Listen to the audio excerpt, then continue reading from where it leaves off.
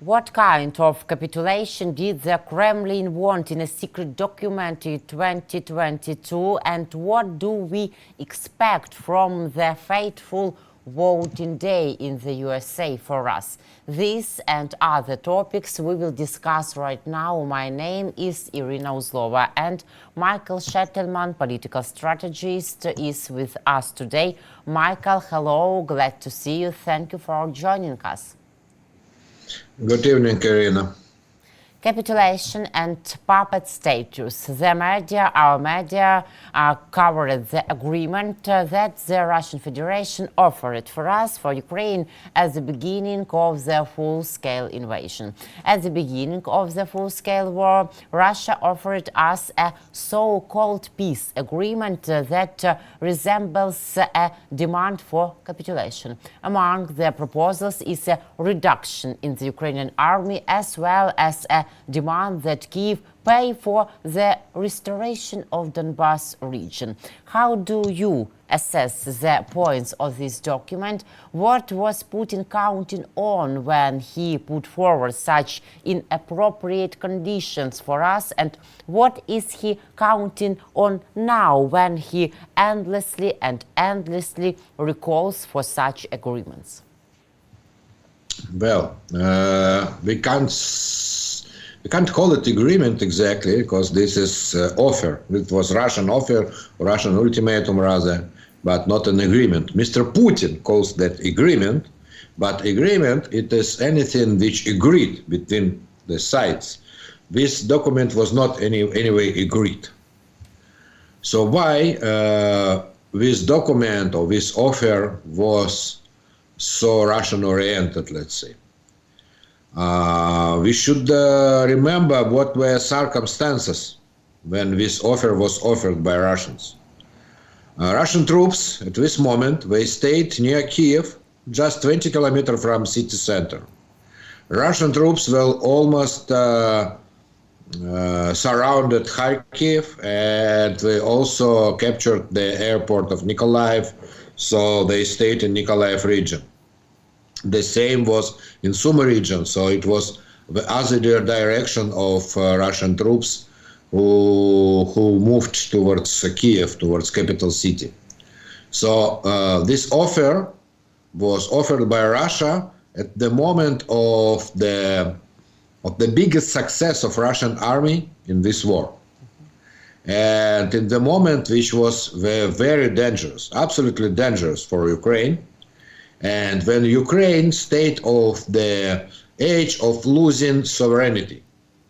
Anyway, without this offer or this offer or this paper or without this paper, Russians, they were sure that in a couple of weeks there will be no Ukrainian state. So that was offered, by the way, not in the negotiation in Istanbul, which usually Mr. Putin refers to, but a negotiation which were conducted on the border between Ukraine and Belarus, but in Belarus territory. And in fact, this was the way how Mr. Putin wanted to finish the war, and it was the list of real targets, real goals of the war from Mr. Putin and from Russian nation side, to destroy Ukraine as sovereign state, to make Ukraine rather autonomy of Russian Federation. That was the goal. And okay, now, during the almost 3 years after this situation, we can say that this offer didn't come to be agreement only because of Ukrainian army, which caused the huge defeat to Russian Federation near Kiev and in Kharkiv operation and in Sumy and Mykolaiv directions. So this was the reason why Ukraine didn't agree for any offer of Russians. The situation in Frontline absolutely changed and never been the same till this time, absolutely. We can't compare, by the way, to today's situation. When today Russians, they occupying new and new territories in Donbass, but it is 150 square kilometer of territory per month. And this is their highest point, 150 kilometer per month. Then in March 2023, it was 20,000 square kilometer, not 150 kilometers. So going through this list of wish list of Mr. Putin, let's say, wish list of Mr. Putin, what we can see in this wish list. First is the Ukrainian army. We wanted that Ukrainian army will be cut till 50,000 troops with 1,500 officers, 50,000 troops with 1,500 officers, till 300 tanks and 55 helicopters and only 4 warships. Mm-hmm. Second wish in this wish list was then Ukraine will have Russian language as the national language of Ukraine, and Soviet symbols as national symbols of Ukraine. So obviously they decided, Russians I mean, obviously they decided to destroy Ukraine.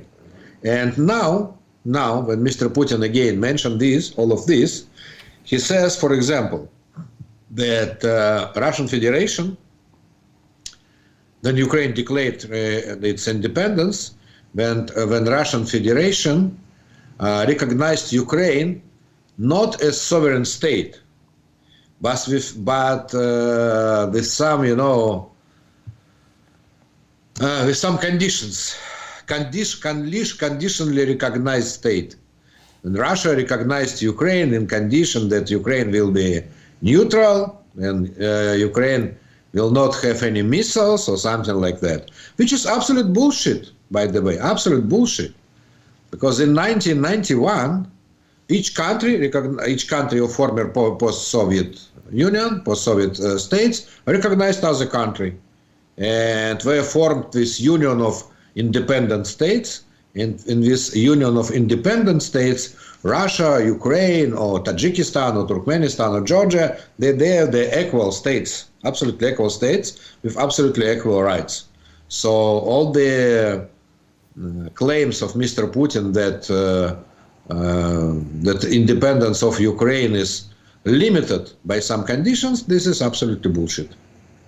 As you mentioned, Putin really has some tactical success in the Donbass region, but on the other side, we see that the Ukrainian armed forces have already destroyed, for example, North Korean soldiers in the Kursk region, and we have a new small success in Kursk region too. So, that about destroying of North Korean soldiers told us Andriy Kovalenko, head of the Center for Countering Disinformation. So, South Korean media report that Putin may pay for these North Korean soldiers with Russian if Kim needs them to wage war in the region. It seems to me that the price and effort invested in the North Korean soldiers do not justify the results, or maybe am I wrong?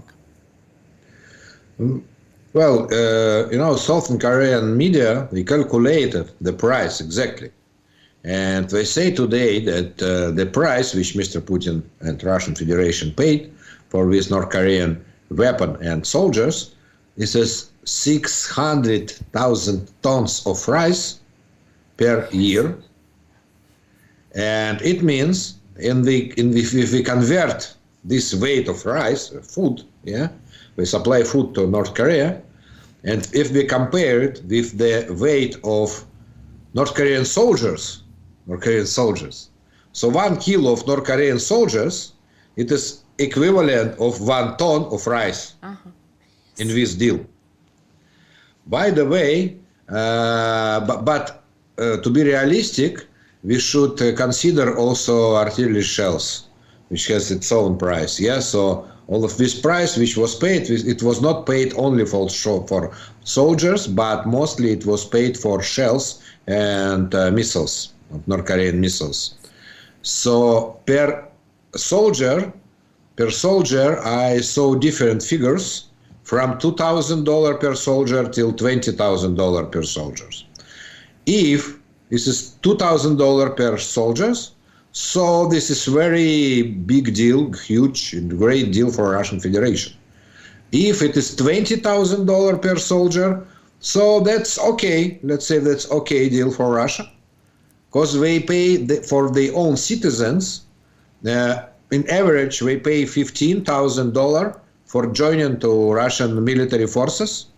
So it will be like average price. So North Korean soldiers cost is same like Russian Federation citizen.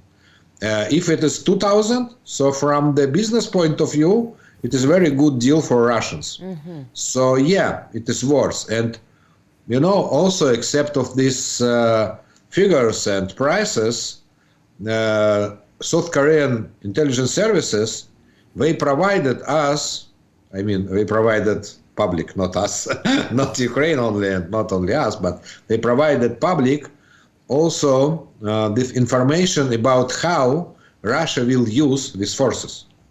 That it will use it with light artillery and with machine guns and with rifles. So obviously it will be like storm brigades, and storm brigades is the cheapest people in the war from Russian side.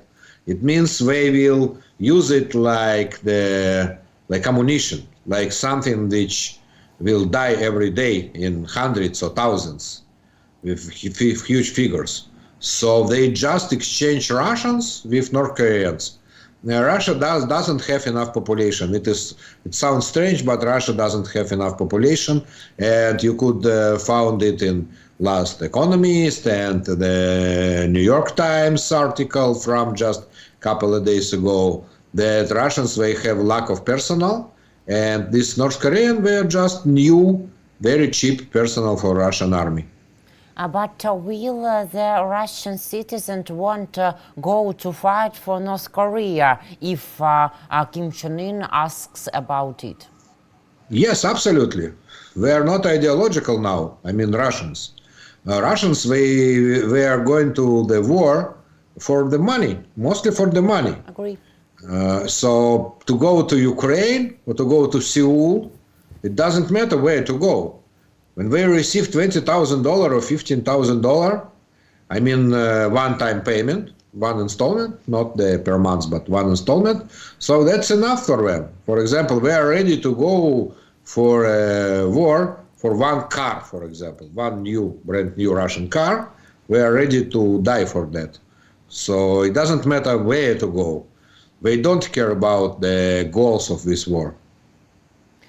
So can and should we expect a strong response from South Korea and, for example, the USA in this dangerous case with North Korean soldiers? Yeah, today it is a very special day, by the way, because Minister of Foreign Affairs of North Korea, he's in Kremlin just now in meeting with Mr. Putin. And Mr. Borrell, who is the main chief diplomat of European Union, he is in Seoul in the meeting with President of South Korea. So obviously, just now, today, November 4th, there's a big negotiation stage of how both two Koreas, I don't know how to say in plural Korea, because one Korea and two Koreas or something. Something two Koreans, like this, maybe, yes, Koreas. How they will participate in this war from political point of view. Because I'm sure that Mr. Borrell tried to persuade Korean counterparts that they should send ammunition, they should send weapon towards Ukraine, and probably they should send also some troops here. And South Korea rather interested in that, because we heard some voices from Seoul that they are ready to send also troops. Maybe not the regular soldiers, but some military specialists at all to the front line, to be advisors of our Ukrainian army, to be the entrepreneurs interpreters of our Ukrainian army, etc., etc., etc.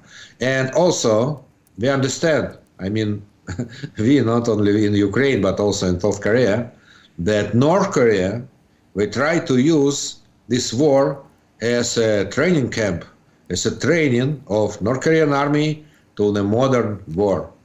Now, what happens in Ukraine and Russia is the most modern war in history, in human history, I mean. And we and Russians also use the most modern weapon, drones, and a lot of weapon with artificial intelligence. And nobody in the world, maybe except of Israel, never used such weapons in the war, in real war. And North Korean soldiers who will go to this war and who will survive, they could be very dangerous military units in the foreseen war between North and South Korea. So South Korean, they also want this experience probably, and they also want to join Ukrainian forces just to earn this military experience. Michael, we'll see. So we were waiting for this day for long months and maybe more than a year. None of the US presidents will be ready to give Putin a victory, says Andriy Yermak, head of the Ukrainian presidential office. Do you share his confidence in it? What emotions dominate you as one of the most important and really fateful days of this year for us, for whole the world, or maybe the main important day in this century approaches? It is interesting that in one hand, really, we waited for this day more than 1 year. We waited for this day 2.5 years, I would say. I remember the talks in Ukraine and around Ukraine in the summer of 2022 about what will change after the president election in the United States.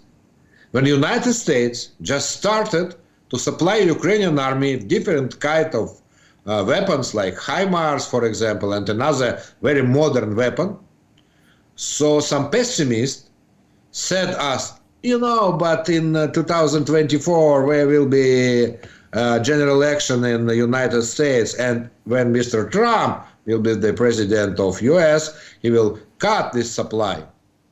And my answer also always in 2022, was wow, but in 2024 the war will be end.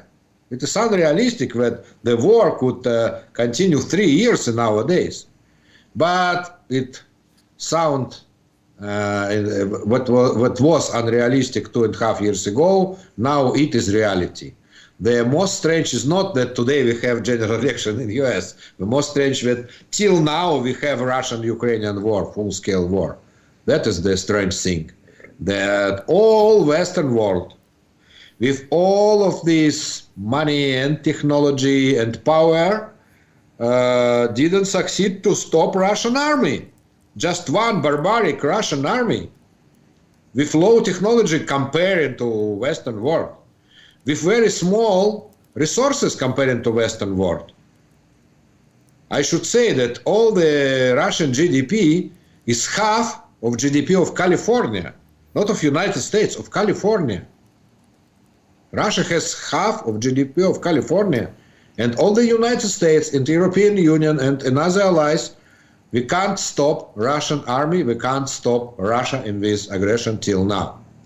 So yes, on this one hand, we have this very special day as election in the United States. But on the other hand, nobody knows, and I don't want to interfere to US elections, obviously, yeah? But when we follow American press, for example, not Ukrainian, nobody knows exactly who from these two candidates is better for Ukraine. Just a couple of days ago, I read an article in Washington Post, and in this article, it started from the fact that current Ukrainian administration built very good relationship with Mr. Trump, for example. And that inside Ukrainian administration, there are a lot of politicians who think that Mr. Zelensky and Mr. Trump, they're very alike in this, for example, in the way of lifestyle, or not lifestyle, sorry, the history of life, yeah? Like Mr. Trump was an actor, in fact, an anchorman in a TV show, and Mr. Zelensky was an actor and anchorman in TV show. So we are rather alike. But, I don't want to go deeper in this question, because it will be to interfere and to give an advices to American nation, and I believe American nation does not need my advices from Ukraine, But should we be narrows or no? Should be what? Should we be narrows or a little bit? Okay, we always narrows, but it is the question. It is the issue. Then anything does not depend on us, first of all, and second, we don't know what is better for us. We don't know what is the better for us. If anybody of our viewers are sport supporter of any team, when you watch the game between two other teams, not your team, yeah, and you don't know exactly which result will be better for your team. It depends on the table, etc., etc. But you are not sure. So we are in this situation. We are not sure. If you ask people inside Ukraine, nobody is not sure who from these candidates and from future presidents of US is better for Ukraine. But what we could be sure, that it will be the new person. I mean, the next president of United States will be a new person, not Mr. Biden. So in January, the presidency will change and the administration will change. And obviously, the president, head of Pentagon will be changed, and head of State Department will be changed. And it means that for Ukraine, it is the new chance to start the relation with US from the scratch. It is just a new chance, new possibility, and this could be our attendance for this, our attitude. Okay, this is the new start of our relationship with United States. Does not depend who will be the next president. According to the new publication in Politico, in European capitals, a consensus is building. A return of the disruptor-in-chief Trump would embolden Russian President Vladimir Putin, potentially trigger a destructive trade war and inflame political divisions across the continent. Why is Europe so afraid, and is Europe ready to be independent? This question is too big for me, really. I'm in Ukraine, and I'm good in Ukrainian politics and in Ukrainian-Russian war, and in something which connected with Ukraine. So I could be responsible only for Ukraine issues and Ukraine-related issues. This issue between European Union and US, it is the question to specialists from another sphere, from the North Atlantic relationship specialist, not for me, sorry. But our security is European security. So is Europe ready to support us more if risks by Trump will be big? Our security European security is just motto now. It is not a reality. It is the motto for the future. Mm-hmm. For example, you can find this motto in our agreement, US-Ukraine security agreement, which was signed this summer. In this agreement, which was signed by Mr. Biden, US and Ukraine agree that in the future, Ukrainian security today Ukrainian security is integrated part of European security. But it doesn't mean that we absolutely depends on Europe. It means Europe depends on us. Europe security of Europe depends on the result of our war with Russia, but not vice versa now. So this is the only thing I could say about this. Okay, thank you. And our last topic for today, but not for our future other interviews, the current pro-European Moldovan president, Mykhailo Sheitelman, won the presidential election despite interference and black machinations by the Kremlin. The battle, we see, has been won, but there is still a war ahead, the parliamentary elections in Moldova. Why does Putin need Moldova too for him? Yeah, obviously we should congratulate Moldovan nation for his choice, because this is European choice, and this is the same choice like Ukrainian. Ukrainian people have chosen to be Europeans, have chosen to be in European Union, and Moldovan also now, after this election process, they said, okay, we want to be part of European family of nations. And Russian Federation invested huge money in this election to make a frauds in this election, like in Georgian election, the same.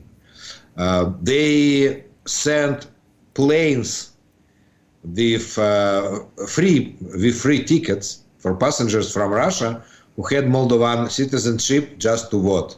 And we organized fraud inside election points, which were organized inside Russian territory for Moldovan citizens also.